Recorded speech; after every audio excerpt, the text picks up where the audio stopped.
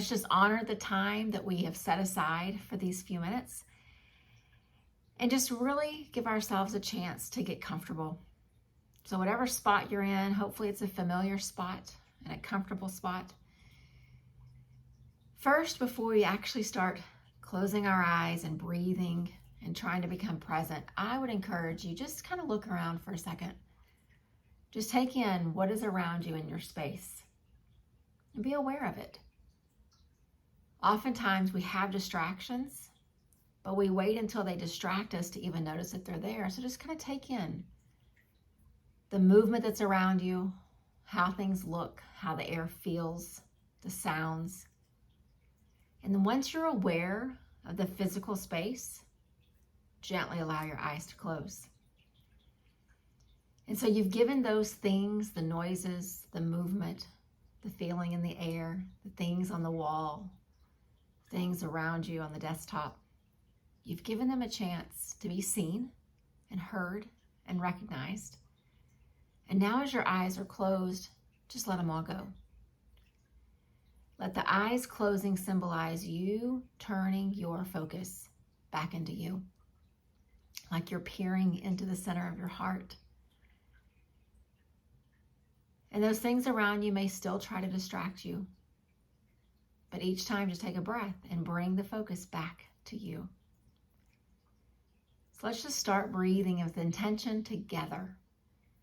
So a nice, slow, deep breath in, and then let it go.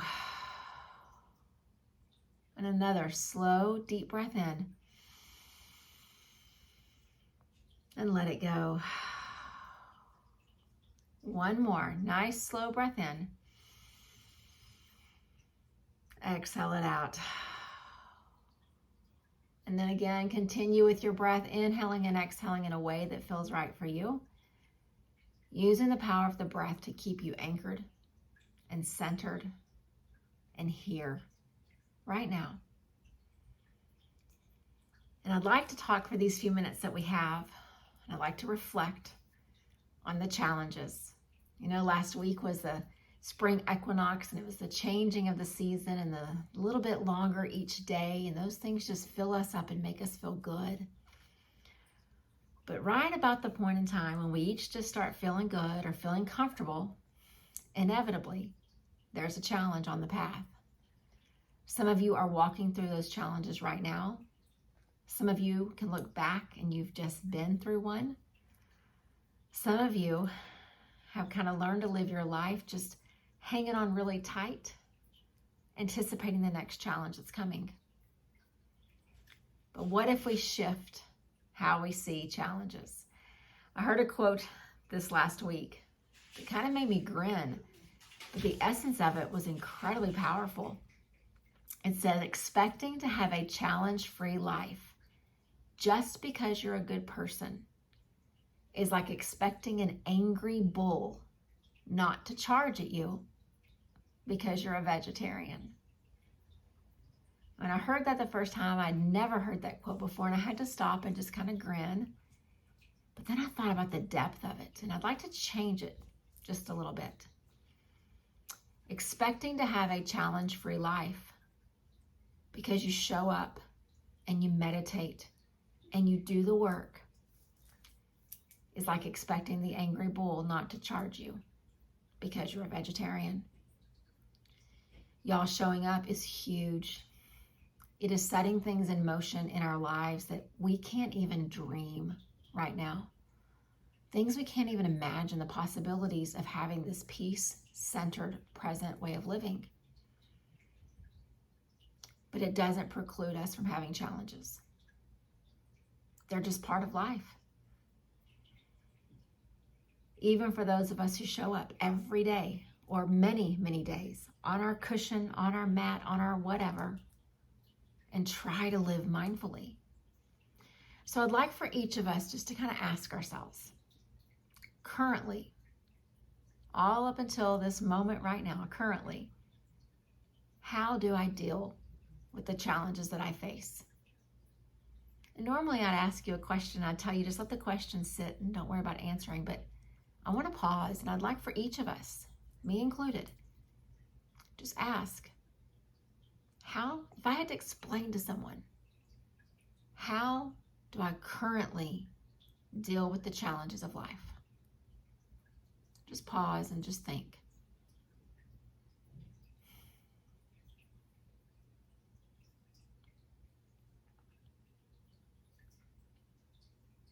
There's a lot of possible answers. I'd like to think that we all answered with grace and dignity and compassion. But I live in the real world right alongside you, and probably there were answers like, I just hunker down and push through. For some of us, we retreat into this little cocoon and we try not to face them. We push them to the side. For some, they make us angry and we come out fighting. For some, they lessen our sense of peace and stability little by little by little until we feel like we've got none left. And there's a lot of other choices. And again, grace and compassion is a choice. But there's a lot of other choices of how we deal with challenges, which can be really destructive to the work that we do here in our meditation practice. So that was up until this moment. So now I want to ask each of us, is this, whatever answer came to mind, is this how I want to deal with the challenges that are yet to come? Is this how I want to face the challenges that are yet to come? And if your answer earlier was truly grace and compassion, then you answer yes, that's how I want to keep doing it. But if your answer was anything different, if you retreat or you get angry, or you feel unstable or shaken, or if you just hunker down and just barrel through thinking it'll just pass, just think, knowing that I show up for meditation, that I'm trying to live mindfully and presently, is that how I want to face the next challenge that's coming? Or do I want to do something different? Chances are for all of us, we recognize that something needs to change. So how do we do it? How do we begin to change, knowing that the next challenge could be tomorrow morning at the office, it could be in a month. But the challenges will continue to come as long as there's breath left in us. So the first step to dealing with those challenges in a way that resembles a little more like grace and compassion is we keep showing up here. It doesn't have to always be with me, but it's the here. It's the here on your spot, on your cushion, wherever you find yourself, in that chair, in that place that's familiar, where you can close your eyes and you can be present and you can be mindful. You keep showing up. Because the more peace we cultivate in these moments, the more grounded that we feel out there. The more presence that we cultivate in these moments, the less chance those challenges have of shaking us from our center. It's kind of like when I had you survey the room and just look around. We have to stay aware. We don't walk through life with blinders on, but we also don't just walk through life and anticipate the next bad thing coming. We live in the present moment. And when there is a barrier or an obstruction or whatever word you want to use for that challenge, put on the next step you're going to take on your path. Instead of just barreling through, jumping over, going around, we learn to pause. We learn to pause and think, what is the best option for me in the midst of this challenge that will both help me maintain my peace as well as help me use it? Y'all, the tools that you get in meditation are not just meant to make you feel peaceful. They're meant to make us really better decision makers. We go into life with clarity of mind and clarity of spirit. So when that next obstruction comes across your path, You don't refer back to the default of how you used to do it, but rather you pause and you breathe and you wait and you choose. Just imagine what life could be like if we would do that each time there's another barrier put in front of us. Each time there's someone at work that does something unexpected that really turns our day a different direction. Imagine, what if that's how we deal with it the next time that our spouse says something or does something that hurts our feelings? Or what if, when there's nobody around and the challenge is just our own, what if we start to face those a little differently as well? When there's no one around, it's just us and the challenge and our peace.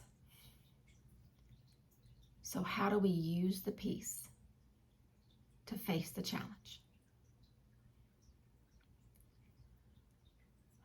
And I know that as we all sit here, your hope is that my next sentence is then the solution.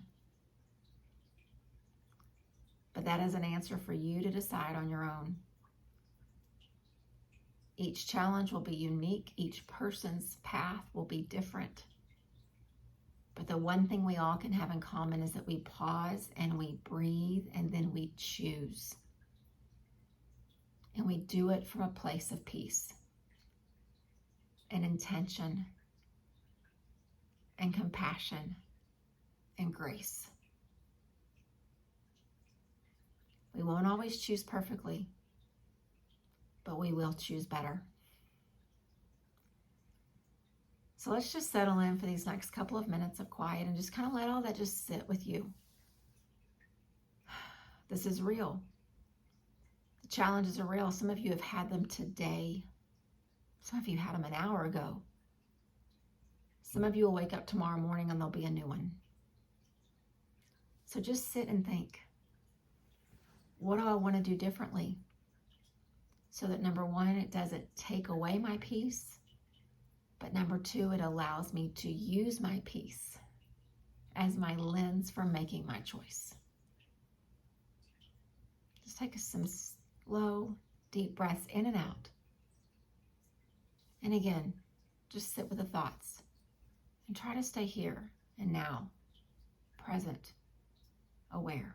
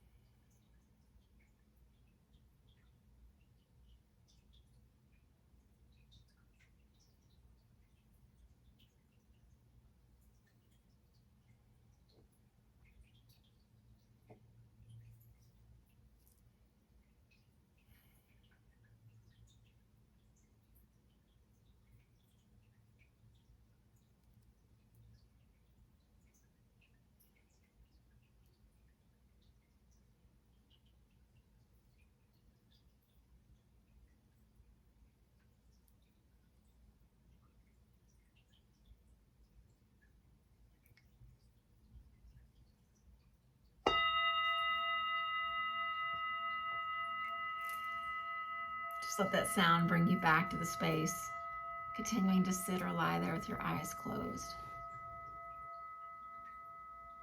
And just pay attention over the coming days. It may not all be revealed in these moments that we share, but as long as we stay open, we will begin to see what is the right thing for each of us. We work so hard, setting an alarm, being intentional, showing up, sitting and breathing, letting go of the distractions. We work so hard at this present moment living. Let's just commit. Not all the rest of the challenges of life, but just the next one. No matter how little or how big it is, let's just commit We don't want to let it dismantle our peace, but rather we want to let it allow us to use our peace to pause and breathe and choose. It truly is possible. And I can tell you, in the moments when I don't do that, my outcome looks really different than in the moments when I do. Honor the work that you do here in these moments and let it inform the moments to come. Namaste.